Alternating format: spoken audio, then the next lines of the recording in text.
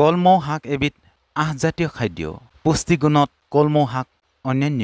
ইয়াত প্ৰচুৰ পৰিমাণত আছে খাদ্যৰ উপাদান। এই শাক দামত সস্তা আৰু সহজলভ্য, কিন্তু পুষ্টিত পৰিপূৰ্ণ।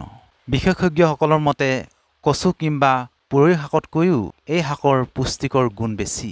নমস্কাৰ বন্ধু বান্ধৱসকল, আহকচোন আজি জানো কলমৌ শাকৰ উপকাৰিতাৰ বিষয়ে। ই চকু ভালে ৰাখে, হজমত সহায় কৰে আৰু ৰক্তত হিমোগ্ল'বিনৰ মাত্ৰা ঠিক ৰাখে। কলমৌ শাক বসন্ত ৰোগৰ প্ৰতিষেধক বোলা হয়। ইয়াৰ উপৰিও ৰোগ প্ৰতিৰোধৰ ক্ষমতাও বহুত বেছি। প্ৰতি 100 গ্ৰাম কলমৌ শাকত পোৱা যায় 29 kilo calorie, sodium 113 milligram, potassium 312 milligram, খাদ্যৰ আঁহ 2.1 গ্ৰাম, প্ৰ'টিন 3 গ্ৰাম, কাৰ্বহাইড্ৰেট 5.4 গ্ৰাম, কেলছিয়াম 73 মিলিগ্ৰাম, ফছফৰাছ 50 মিলিগ্ৰাম, লৌহ 2.5 মিলিগ্ৰাম, জলীয় অংশ 89.7 গ্ৰাম। কলমৌ শাকত আছে প্ৰচুৰ পৰিমাণৰ কেলছিয়াম। ই হাড় আৰু দাঁত মজবুত কৰাত সহায় কৰে। শিশুসকলক নিয়মিত কলমৌ শাক খোৱালে তেওঁলোকৰ হাড় মজবুত হয়। কলমৌ শাকত আছে প্ৰচুৰ পৰিমাণে ভিটামিন চি।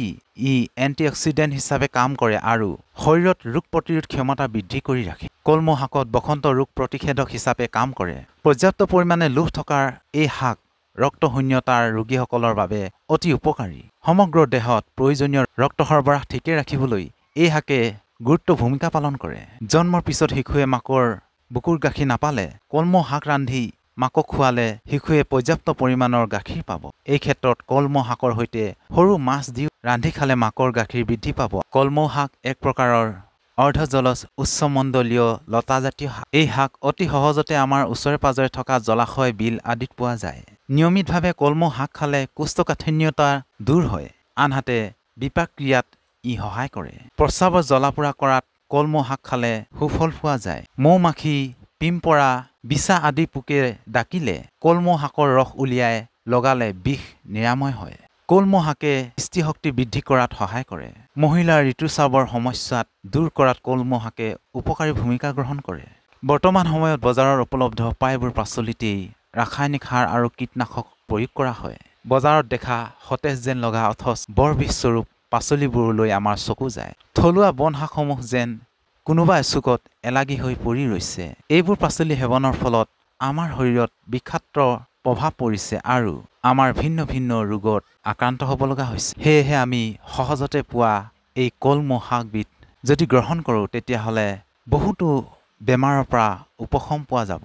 জণ্ডিছ আৰু অন্যান্য লিভাৰজনিত ৰোগত কলমৌ শাক উত্তম পথ্য। বিভিন্ন প্ৰকাৰৰ অলাগতিয়াল বৰ্জিত পদাৰ্থ যাক টক্সিন বুলি কোৱা হয়, সেইবোৰ শৰীৰৰ পৰা নিষ্কাশন কৰাত ই সহায় কৰে। ইয়াত থকা কিছুমান বিশেষ উপাদানে লিভাৰৰ এনজাইমসমূহক সক্ৰিয় কৰি লিভাৰৰ কাৰ্যক্ষমতা বৃদ্ধি কৰে আৰু লিভাৰক সুৰক্ষা প্ৰদান কৰে। কলেষ্ট্ৰলৰ সমস্যা, মেদবহুলতাৰ, উচ্চ ৰক্তচাপত ভোগা লোকৰ বাবে কলমৌ শাক উপকাৰী। ই শৰীৰৰ বাবে অপকাৰী কলেষ্ট্ৰলৰ নিয়ন্ত্ৰণ কৰাত সহায় কৰে। প্ৰচুৰ পৰিমাণে আঁহ থকাৰ বাবে ওজন কমোৱাত সহায় কৰে। তদুপৰি ইয়াত মেগনেছিয়ামে ৰক্তচাপ নিয়ন্ত্ৰণ কৰাত সহায় কৰে।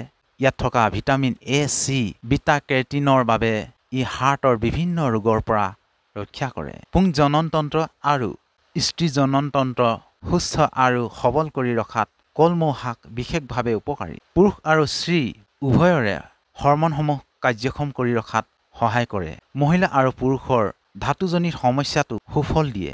মহিলাৰ মাহেকীয়া সময়ত হোৱা বিষত কলমৌ শাক খালে সুফল পোৱা যায়। সন্তানহীন দম্পতীয়ে মাজে সময়ে কলমৌ শাকৰ ব্যঞ্জন খোৱা উচিত। যিকোনো ৰোগত চিকিৎসাৰ উপৰিও উত্তম পথ্য খুবেই প্ৰয়োজনীয়। তেন্তে এবিধ প্ৰচলিত থলুৱা ঔষধিযুক্ত ব্যঞ্জন হৈছে কলমৌ শাক। প্ৰকৃতি তিৰোতাৰ বাবে এই আঞ্জা অত্যন্তই উপকাৰী।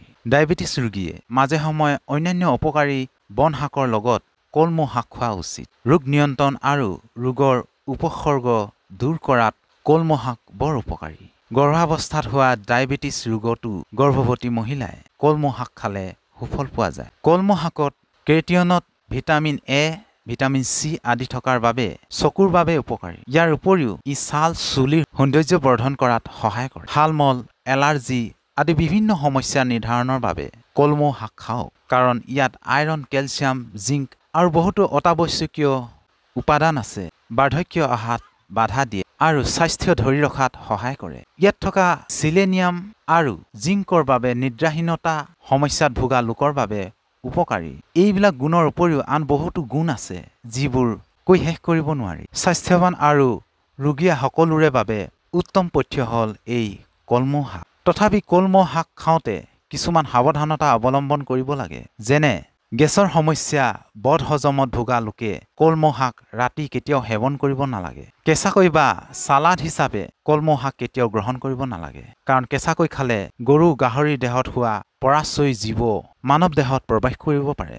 ডায়েবেটিছ ৰোগীয়ে অত্যাধিক পৰিমাণে কলমৌ শাক খাব নালাগে, কাৰণ কেতিয়াবা হয়তো ব্লাড চুগাৰ একেবাৰে কমি যাব পাৰে। কলমৌ শাকে খৰ খজুৱতি, এথলেট ফুট আৰু আন চৰ্ম ৰোগৰ চিকিৎসাত সহায়ক। কলমৌ শাকৰ ৰস আৰু গাখীৰ খালে নিদ্ৰাহীনতা দূৰ হয়। কলমৌ শাক নিয়মীয়াকৈ খালে ধাতু ৰোগ ভাল হয়। কলমৌ শাক বসন্ত ৰোগৰ প্ৰতিষেধক হিচাপে কাম কৰে। গতিকে বন্ধু বান্ধৱসকল, সহজলভ্য এই কলমৌ শাক আপুনি খাবলৈ লওক। ভিডিঅ'টো যদিহে ভাল লাগিল তেতিয়াহ'লে শ্বেয়াৰ কৰি দিয়ে যেন। ধন্যবাদ।